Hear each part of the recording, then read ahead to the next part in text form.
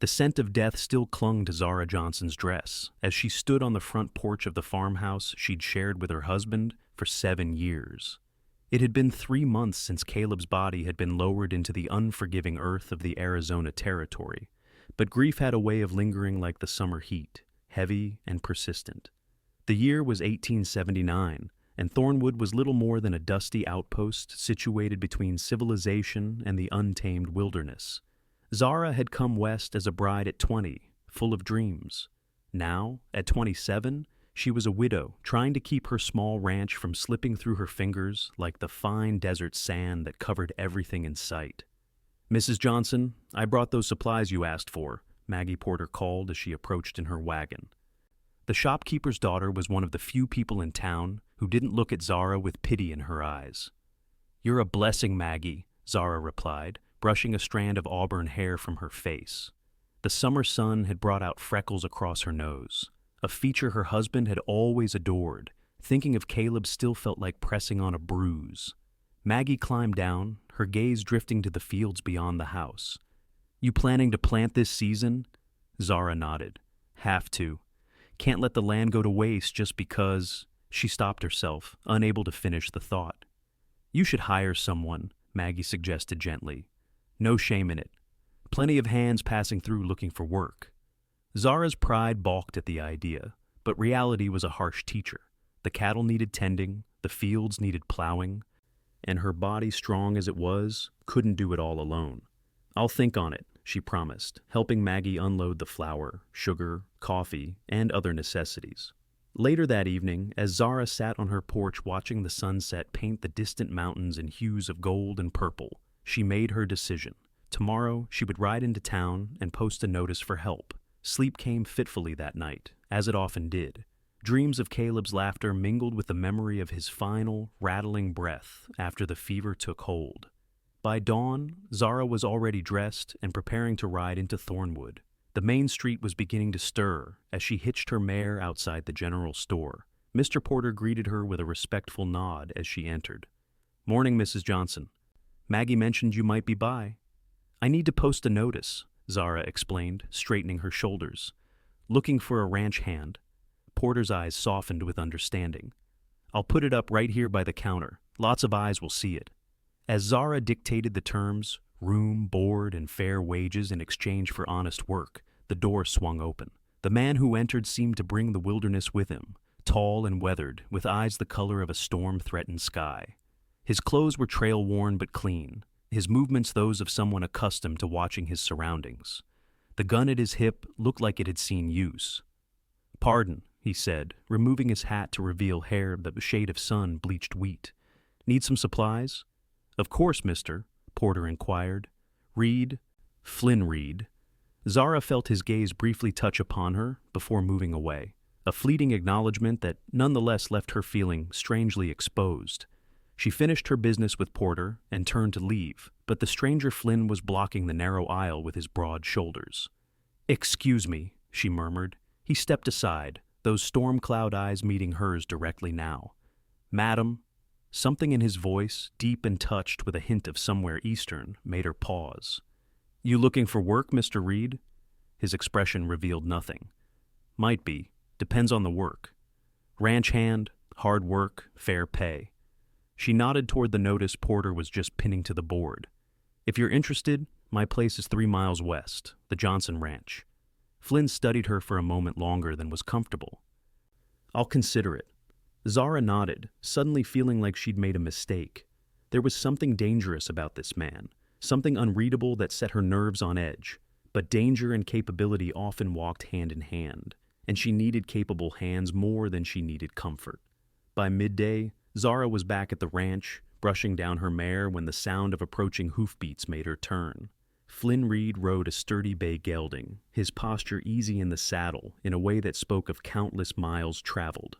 "Mrs. Johnson," he called, stopping at a respectful distance. "Mr. Reed," that was quick. He dismounted with fluid grace. "Your offer seemed timely." Zara wiped her hands on her apron, studying him in the clear light of day. He was older than she'd first thought, mid-30s perhaps, with fine lines at the corners of his eyes that spoke of squinting into distant horizons. His face was lean, but not gaunt, and his hands, as he removed his gloves, showed the calluses of a working man. "Where are you from?" she asked, direct and uncompromising. "Originally, Pennsylvania. Been moving west for the better part of 15 years. And before Thornwood?" A shadow crossed his features. "Colorado, mining camps mostly." Zara recognized a man running from something when she saw one. The question was whether his demons would bring trouble to her door. "I run a clean operation here, Mr. Reed. No drinking on the job, no trouble with the law. I expect honesty and hard work. Wouldn't offer anything less." His gaze swept over the property, assessing. "Your husband around?" The question hit her like a physical blow. "Buried on the hill yonder. Fever took him this past spring." Flynn removed his hat, a gesture of respect. "My condolences, madam." "Thank you." Zara straightened. "There's a room above the barn. It's simple but dry. We start at dawn, break for noon meal, work till sundown. Sundays are yours unless there's an emergency." Flynn nodded. "Fair enough." "There's one more thing," Zara added, holding his gaze. "This is my land, my ranch. I make the decisions. If that's going to be a problem for you, best we know now." A hint of something respect, perhaps, flickered in his eyes. "No problem at all, Mrs. Johnson." "Then welcome to the Johnson Ranch, Mr. Reed." The days that followed fell into a rhythm. Flynn proved himself capable and hard-working, rising before dawn and often continuing well past when Zara called it a day. He was quiet but not unfriendly, answering questions directly but offering little about himself. The cattle responded well to his steady hand, and within 2 weeks, Zara noticed improvements she hadn't thought possible. Fences mended, the barn roof patched, water troughs cleaned and repaired. One evening, as the heat of the day began to relent, Zara brought a pitcher of lemonade to where Flynn was splitting wood. "Thought you might be thirsty," she offered, trying not to notice how his shirt clung to the muscles of his back as he swung the axe. He paused, driving the blade into the chopping block, before accepting the glass she poured. "Thank you." Watching him drink, Zara found herself wondering about the life he'd left behind. "You ever had a place of your own, Mr. Reed?" He set the empty glass down carefully. "Once. Small spread in Colorado." "What happened to it?" Flynn's jaw tightened. "Lost it. Bad investments, worse weather." "I'm sorry." And she was. Zara knew all too well how precarious a hold anyone had on their piece of the earth. "It was a long time ago." He turned back to the chopping block. "Best finish this before dark." Zara retreated, feeling the subtle shift in the air between them. She'd touched on a wound still raw beneath its scarred surface. That night, as she prepared supper, Zara found herself setting 2 places at the table without thinking. She paused, staring at the second plate. Caleb's place. Except now it was Flynn who would fill it, if he accepted her unspoken invitation. She stepped onto the porch and rang the dinner bell, something she hadn't done since before Caleb fell ill. The sound carried across the yard, and she saw Flynn look up from the corral where he was checking a lame horse. Minutes later, he appeared at the door, hat in hand, hesitating at the threshold. "Supper's ready," Zara said simply. "No sense in you cooking separate when there's plenty here." Flynn nodded, entering cautiously as if stepping into foreign territory. He washed his hands at the basin by the door, movements economical and precise. They ate mostly in silence, the clink of utensils against plates the only sound, until Zara spoke. "The north pasture's looking better, grass coming back strong. Should be ready for the herd by next week," Flynn agreed, thinking we should move the younger stock there first. "We," Zara noted, "not you or I, but we. A small thing, perhaps, but significant. If that suits you," he added, catching himself. "It does." Zara served him another helping of beans before he could refuse. "You're good with the animals. They trust you." Flynn accepted the compliment with a nod. "Always preferred their company to most people's." "Most people's?" Zara found herself smiling slightly. "Not all?" Something in his eyes shifted, softened. "Not all?" The moment stretched between them, unexpected and fragile. Then Flynn cleared his throat and the moment passed, but something had changed in the atmosphere of the small farmhouse. A possibility had been acknowledged, however briefly. As spring gave way to summer, shared meals became a regular occurrence. Flynn continued to sleep in the room above the barn, but his presence in the main house grew more frequent and comfortable. He began to open up in small ways a childhood memory here, a story about his travels there. Zara, too, found herself sharing more than she intended. One evening, as they sat on the porch watching a summer storm build over the distant mountains, she spoke of her journey west. "I was so green when I arrived," she admitted, smiling at the memory. "Thought the desert would be just sand. Never expected so much life, so much color." Flynn's gaze was on the horizon, but she felt his attention on her words. "What made you come out here?" "Caleb. He had dreams bigger than Pennsylvania could hold." Zara's voice softened. "And I had dreams that followed his." "And now?" Flynn asked quietly. Zara considered the question. "Now, they're my dreams too. This land gets in your blood." "That it does." They fell silent as the first distant rumble of thunder reached them. The air was heavy with the promise of rain, electric with possibility. "Storm's coming," Flynn observed, rising from his chair. "Should check on the horses." But before he could leave, Zara reached out impulsively, her hand catching his wrist. "Flynn." He went still at her touch, his pulse jumping beneath her fingers. "Thank you," she said simply, "for everything you've done here." His eyes met hers, and for once, the storm in them had calmed. "You've built something worth preserving, Zara." It was the first time he'd used her given name, and it felt intimate in a way that made her breath catch. When he gently extracted his wrist from her grasp and headed toward the barn, Zara remained on the porch long after he'd disappeared from view, wondering at the warmth that lingered where their skin had touched. The storm that night was fierce, rain lashing at the windows and wind howling around the eaves of the house. Unable to sleep, Zara lit a lamp and made her way to the kitchen, startled to find Flynn already there, water dripping from his slicker.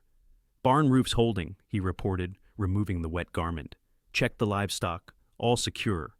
"You're soaked through," Zara observed, noting how his shirt clung to his frame. "Let me get you a towel." When she returned, Flynn had removed his boots and was standing by the stove, where he'd stoked the embers back to life. The lamplight cast half his face in shadow, emphasizing the strong line of his jaw, the curve of his mouth. Zara handed him the towel, careful to avoid touching his fingers. "There's coffee if you'd like." "Much obliged." As he dried his hair, Zara busied herself with the coffee pot, painfully aware of his presence behind her. When she turned with 2 steaming cups, he was watching her with an expression she couldn't decipher. They sat at the table, the storm raging outside, while a different kind of tempest built within the quiet kitchen. "Why did you stay?" Zara asked suddenly. "After Caleb, most would have advised me to sell, move back east." Flynn's hands cradled his cup, drawing warmth from it. "Not my place to tell anyone to give up what's theirs. But you could have moved on, found work elsewhere after the first month." He was silent for so long that Zara thought he might not answer. When he did, his voice was low, almost lost beneath the sound of rain on the roof. "Some places, some people. They make you want to stop running." The confession hung in the air between them, honest and raw. Zara felt her heart quicken. "I'm glad you stayed," she admitted, her own voice barely above a whisper. Flynn looked up then, meeting her gaze directly. "Are you?" "Yes."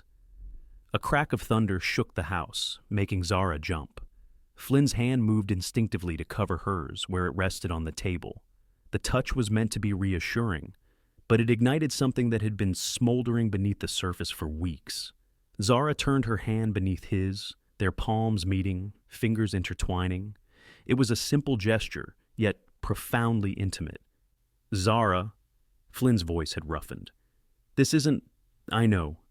She tightened her grip on his hand. "I know what people would say. It's too soon. But Caleb's gone, and I'm still here. Still living." Flynn's thumb traced a gentle pattern across her knuckles. "Living isn't the same as being ready." "Who decides when that is?" Zara challenged gently. "You? Me? The good people of Thornwood who've never lost what I have?" His eyes, normally so guarded, revealed a conflict that mirrored her own. Desire warring with propriety, need battling caution. "I don't want to be the cause of any regret for you," he said finally. Zara stood, but didn't release his hand, drawing him to his feet. Standing before him, the difference in their heights more apparent, she felt both vulnerable and powerful. "The only regret," she said softly, "would be denying what we both feel out of fear of what others might think." Flynn's free hand rose slowly, hesitantly, to touch her cheek.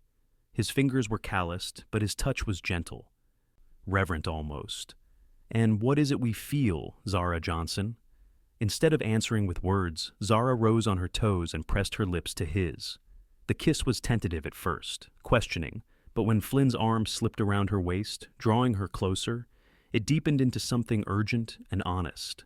When they finally separated, both breathless, Flynn rested his forehead against hers. "This changes things." "Yes," Zara agreed. "For the better, I think." The storm outside began to abate, but the one between them had only just begun. Morning brought clarity and complications in equal measure. Flynn was already tending to the animals when Zara emerged from the house, her hair neatly pinned, her manner composed despite the turmoil within. They worked side by side through the morning, their movements familiar, yet newly charged with awareness. Stolen glances, fingers brushing as tools were passed, words that carried double meanings, all testified to the shift in their relationship. By midday, when they paused for a simple meal in the shade of the oak tree behind the house, the tension had become nearly unbearable. "We should talk about last night," Zara said finally, setting aside her plate. Flynn nodded, his expression serious. "We should." "I don't regret it," she stated firmly. "But I understand if you think it was a mistake." "A mistake?" Flynn shook his head slowly. "No. Complicated, yes. Unexpected, certainly. But not a mistake." Relief flooded through Zara. "Then what now?" Flynn's gaze traveled over the ranch, taking in the fields, the barn, the house with its fresh paint and solid foundation. "That depends on what you want, Zara. This is your home." "It could be yours too," she offered, heart pounding at her own boldness. Something flickered in Flynn's eyes, hope, perhaps, or fear. "I'm not the settling kind." "You've been here nearly 4 months," Zara pointed out. "Seems like you've settled just fine." "It's different." Flynn shifted, uncomfortable with the direction of the conversation. "Working for someone, helping build their dream. That's not the same as putting down roots." "Why not?" "Because roots can be torn up, dreams can be shattered." The bitterness in his voice revealed the depth of past wounds. "I learned that lesson the hard way." Zara moved closer, placing her hand on his arm. "So did I, when I buried Caleb, but here I still am, still dreaming, still building." Flynn covered her hand with his own. "You're stronger than most. Not stronger, just stubborn." She smiled slightly. "And not willing to let fear dictate my life." Their gazes held, a silent understanding passing between them. Whatever this was between them, it wouldn't be simple, but perhaps it could be worth the risk. The weeks that followed were a delicate dance of discovery and restraint. Flynn began taking his meals regularly in the main house, and their conversations stretched long into the evening. Sometimes their hands would meet across the table, or their bodies would brush as they moved about the kitchen. Each touch was electric, pregnant with possibility. Yet Flynn maintained his room above the barn, and Zara didn't invite him to stay.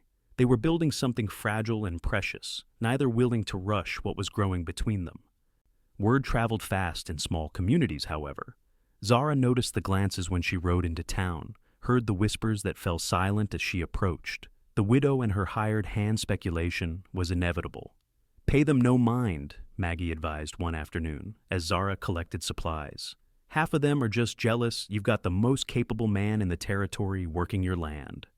"And the other half?" Zara asked, though she already knew. Maggie shrugged. "The other half needs something to gossip about. Better you than someone else." But the town's judgment, whether spoken or silent, weighed on Flynn more than Zara had anticipated. He began accompanying her to town less frequently, creating distance that hadn't existed before. One evening, as summer's heat began to yield to autumn's first cool breath, Zara found Flynn on the porch, staring at the sunset with troubled eyes. "Something on your mind?" she asked, settling beside him. Flynn was silent for a long moment. "Been thinking it might be time for me to move on." The words struck Zara like a physical blow. Move on? Why? People are talking. It's not right, what they're saying about you. Since when do you care what people say? Zara demanded, anger rising to mask the hurt. Since it started affecting you, Flynn replied, turning to face her. This is your home, Zara. These people are your neighbors, your community. You have to live here long after I'm gone. After you're gone, she repeated, the words tasting bitter. So, you've already decided. Flynn ran a hand through his hair, frustration evident in the gesture. It's for the best. Best for whom? Not for me. Not for the ranch. Zara's voice dropped. Not for us. There can't be an us, Zara. Flynn's words were harsh, but his eyes were pained. I'm not built for forever. Never have been. I'm not asking for forever, Zara argued, reaching for his hand only to have him pull away. Aren't you? Flynn stood, creating physical distance to match the emotional chasm opening between them. You want roots, a home, stability, all the things I can't offer. You don't know what I want. Zara rose as well, refusing to let him retreat. You're afraid, Flynn Reed.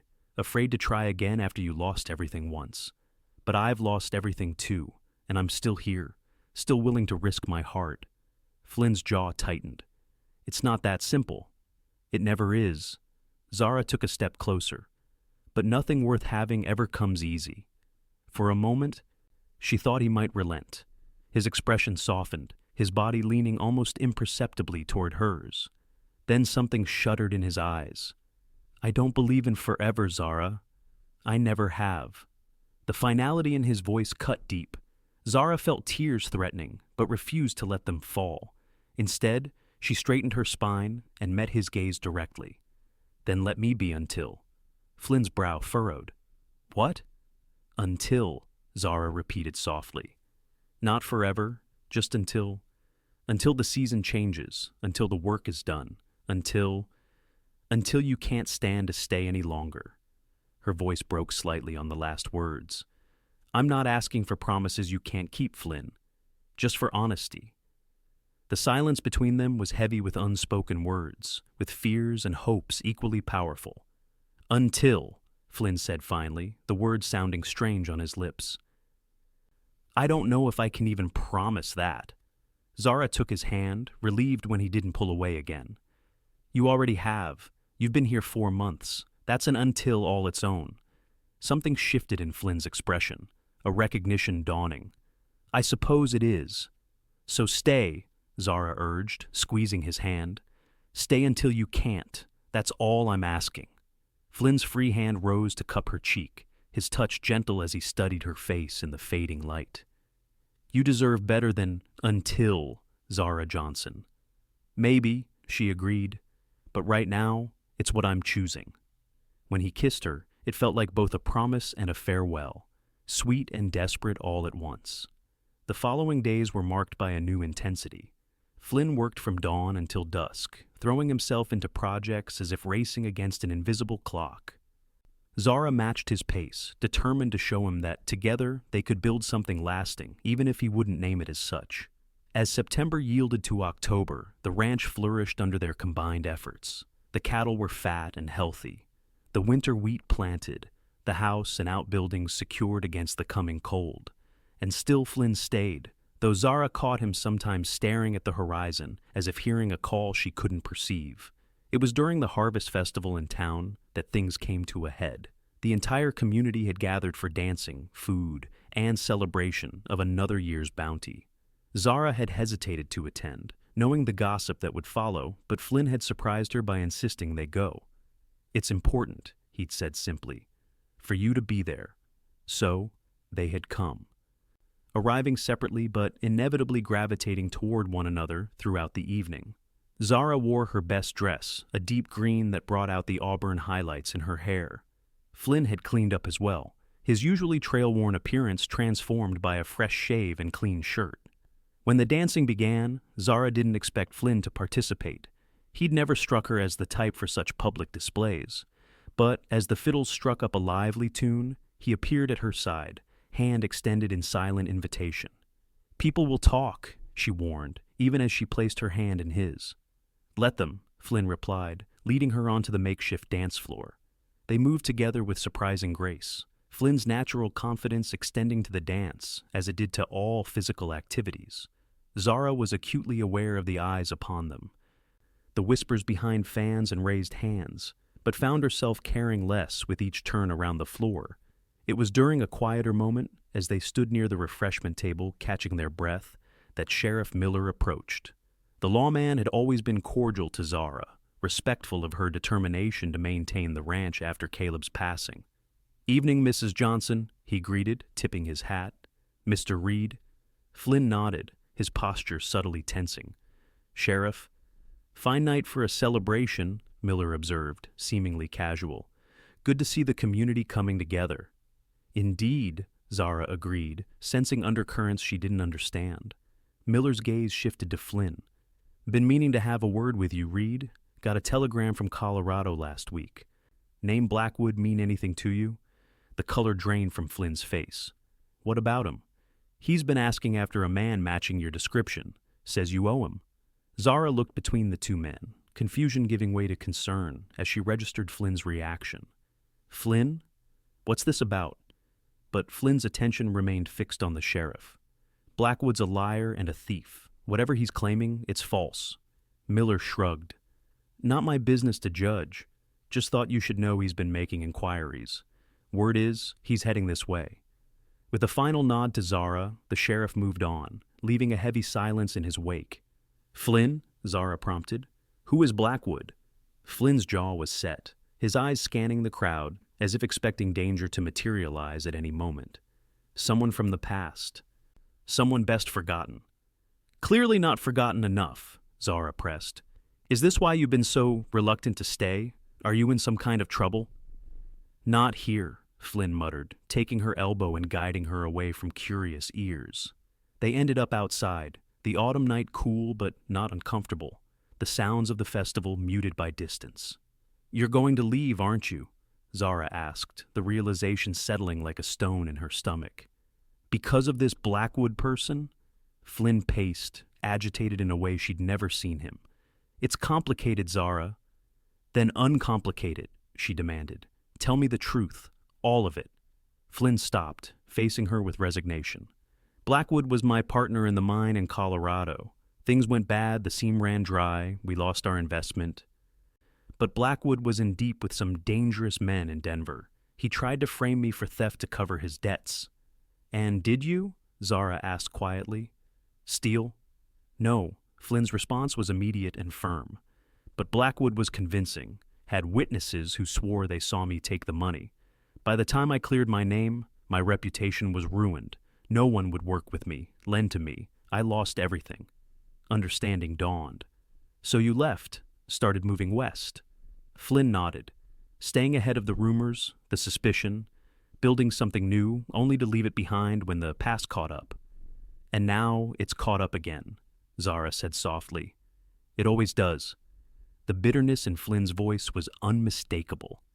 "That's why I don't believe in forever, Zara. Because something always comes to end it before it can begin." Zara moved closer, placing her hands on his chest, feeling the rapid beat of his heart beneath her palms. "Then we face it together." Flynn's hands covered hers, but whether to draw her closer or push her away, she couldn't tell. "I won't drag you into my troubles."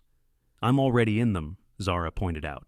"If Blackwood comes here looking for you, do you think he'll just politely leave when he finds you gone? He'll ask questions, cause trouble.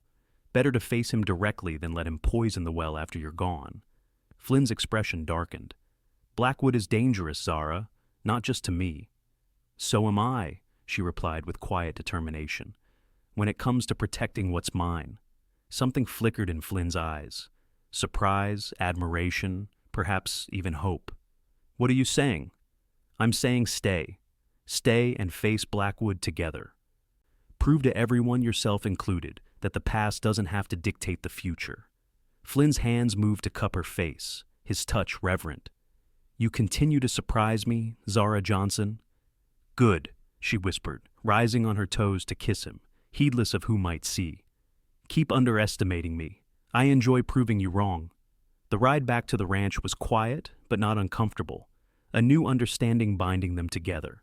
When they arrived, Flynn helped Zara from her horse, his hands lingering at her waist. "Stay with me tonight," she said softly. In the house. The invitation hung in the air between them, weighted with meaning beyond the simple words. Flynn searched her face, looking for any sign of doubt or hesitation. "Are you certain?" Zara nodded, taking his hand and leading him toward the porch.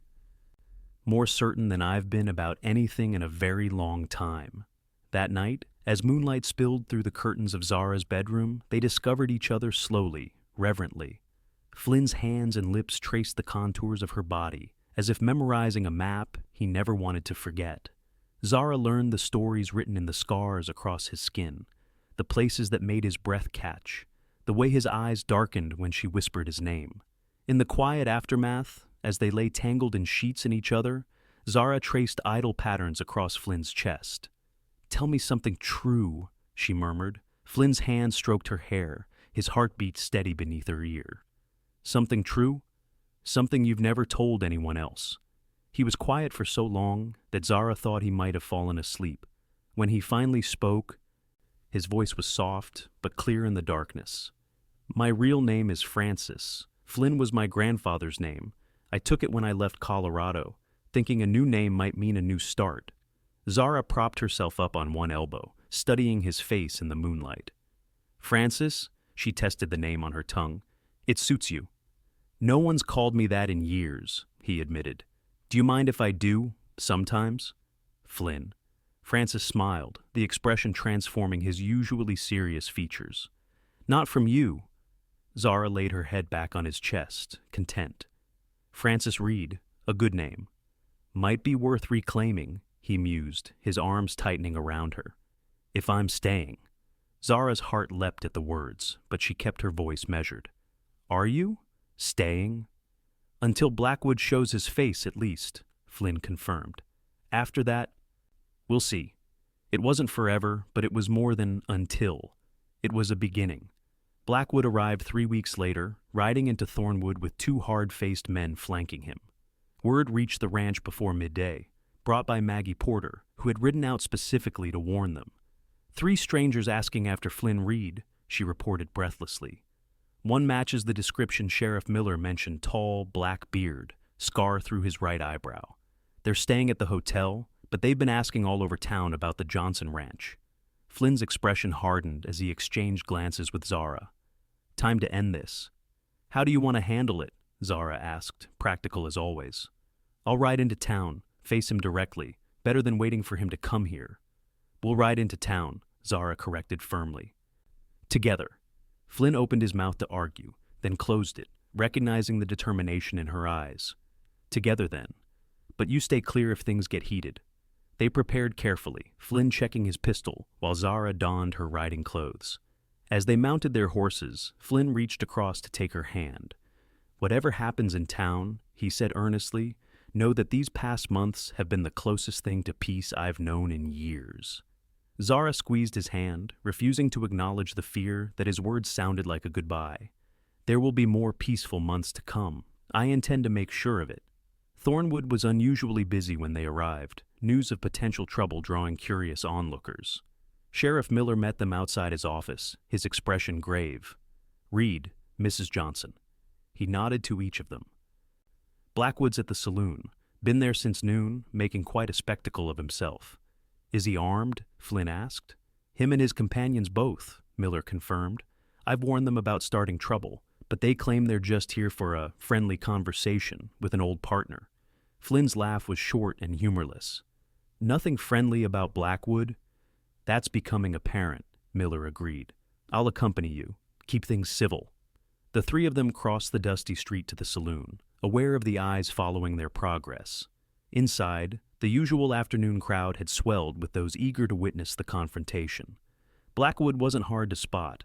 He dominated a table near the center of the room, a glass of whiskey in his hand, his beard as black as Maggie had described. Well," Blackwood drawled as they entered, his voice carrying across the suddenly hushed room. "If it isn't my old friend Francis Reed." Flynn stiffened at the use of his real name, but stepped forward confidently. "Blackwood, still spinning tales, I see." Blackwood's smile didn't reach his eyes. No tales, Francis. Just the truth about a partner who ran out when things got difficult. Is that what you told these men? Flynn gestured to Blackwood's companions. That I ran out on our debts? Or did you tell them how you tried to frame me for theft to cover your gambling losses? A murmur ran through the crowd. Blackwood's smile faltered slightly. Ancient history, he said dismissively. I'm here about more recent matters. There are no matters between us, Flynn stated firmly. Whatever you're claiming, it's false. Blackwood leaned forward, his expression hardening. You took something that belonged to me when you left Colorado. I want it back. I took nothing but my own possessions, Flynn countered. Everything else I left behind when your lies forced me out. Lies? Blackwood's laugh was ugly. You were cleared on a technicality, Francis. Everyone still believed you were guilty. Because you paid them to. Flynn's voice remained steady, but Zara could see the tension in his shoulders. Just like you're paying these men to back your play now. One of Blackwood's companions shifted uncomfortably, his gaze darting between Flynn and his employer. Sheriff Miller noticed the movement and stepped closer to the table. Mr. Blackwood, I suggest you state your business clearly or move on. Thornwood doesn't need trouble. Blackwood's smile returned, cold and calculating. No trouble, Sheriff. Just seeking the return of property wrongfully taken. The deed to the northern claim of the Silver Moon Mine. Reed here pocketed it before he disappeared.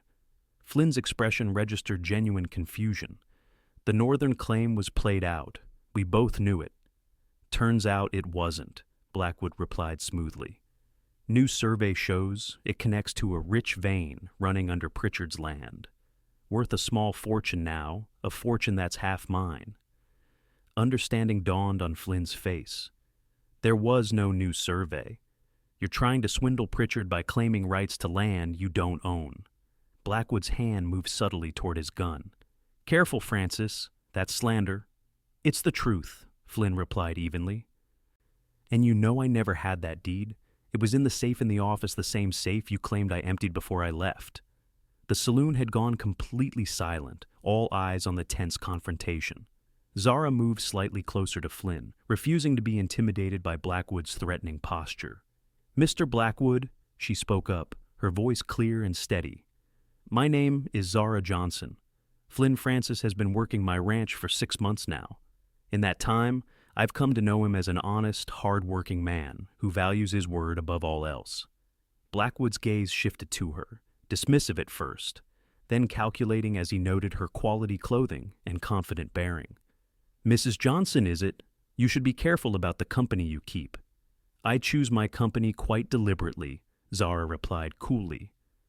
Which is why I believe Flynn when he says he never took your deed. With respect, madam, you weren't there, Blackwood countered. No, but Sheriff Miller has received telegrams from Colorado about your reputation, Zara noted, watching Blackwood's expression falter. And it seems you're the one with a history of deception, not Flynn. One of Blackwood's companions, the younger of the two, stood suddenly. I've heard enough, Blackwood. You said this was about collecting an honest debt. Sounds more like you're spinning tales again. Sit down, Parker, Blackwood growled. No! Parker stepped away from the table. I won't be party to another of your schemes. Last one nearly got me hanged. He turned to Flynn. Sorry, Reed. He paid good money and told us you were a thief who'd cheated him. Should have known better. As Parker moved toward the door, Blackwood's other companion hesitated, then followed, leaving Blackwood alone at the table. The balance of power had shifted visibly, and Blackwood knew it. This isn't over, Reed, he snarled, reaching for his gun. Sheriff Miller's pistol appeared before Blackwood's cleared his holster. I believe it is, Miller stated firmly. You're going to stand up slowly, leave your weapon on the table, and ride out of Thornwood, today. Blackwood's eyes darted around the room, finding no allies among the watching faces. Slowly, deliberately, he removed his hand from his gun. You're making a mistake, he warned, looking directly at Flynn. All of you. The only mistake was letting you spread your poison for this long, Flynn replied steadily. It ends today, Blackwood. Whatever grievance you think you have against me, let it go. There's nothing for you here. For a tense moment, it seemed Blackwood might resist. Then, with a cold smile, he stood and placed his gun on the table. "Fine, I know when I'm outnumbered." His gaze shifted to Zara. "Enjoy your hired hand while you can, Mrs. Johnson. Men like Reed don't stay put for long." Zara met his gaze unflinchingly. "Some men find reasons to stay when they're valued for who they truly are." Something in her words seemed to strike a nerve. Blackwood's confidence faltered briefly before he regained his composure. With a final glare at Flynn, he stalked from the saloon, Sheriff Miller following, to ensure his departure. The tension in the room dissolved gradually, conversations resuming, people drifting back to their drinks. Flynn turned to Zara, his expression a mix of relief and amazement. "You were magnificent," he said softly. "Standing up to him like that." Zara smiled, though her heart was still racing from the confrontation. "I meant every word." Flynn took her hand, heedless of the watching eyes. "I know you did. That's what makes you extraordinary, Zara Johnson." They remained in town long enough to confirm that Blackwood and his remaining companion had indeed ridden out, heading east according to those who witnessed their departure. Only then did they begin the journey back to the ranch, the setting sun painting the landscape in gold and crimson. As they crested the final rise that would bring their property into view, Flynn reined in his horse. Zara stopped beside him, curious. "Something wrong?" Flynn was staring at the ranch below, his expression unreadable. "It looks different somehow." Zara followed his gaze, seeing the familiar buildings, the grazing cattle, the fields they had worked together. "How so?" "Like home," Flynn said simply. "It looks like home." The word hung in the air between them, powerful in its simplicity. Zara's heart swelled with hope, but she kept her voice measured. "It could be, you know. Your home. Properly." Flynn turned to her, the setting sun illuminating his features, highlighting the openness in his expression that had once been so guarded. "Zara Johnson, are you asking me to stay? Beyond until?"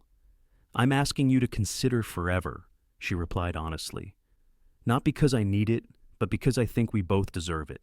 Flynn dismounted, moving to help Zara from her horse. When her feet touched the ground, he didn't release her waist, instead drawing her closer.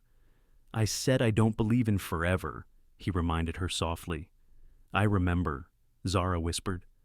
"But maybe," Flynn continued, his eyes never leaving hers, "maybe I could learn to, with the right teacher."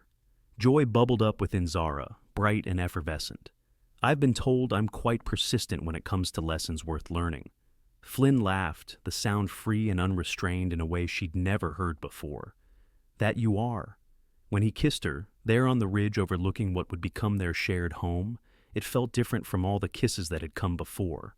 It felt like a promise, like a future unfolding before them, not with certainty perhaps, but with possibility. And for two people who had lost so much, possibility was the most precious gift of all. As winter gave way to spring, and spring to summer again, Flynn Reed remained at the Johnson Ranch now, the Reed Johnson Ranch, following a small but joyous wedding attended by the more broad-minded citizens of Thornwood. The skeptics gradually fell silent as Flynn proved himself not just a capable rancher, but a devoted husband, his once restless spirit finding peace in the home and life he built with Zara. And if sometimes he still gazed at the horizon, it was no longer with thoughts of escape, but with appreciation for the vastness of the sky above the land. They both loved land that had brought them together against all odds, giving a widow who'd lost everything, and a drifter who believed in nothing, the most unexpected gift of all, a love that, despite all claims to the contrary, looked very much like forever.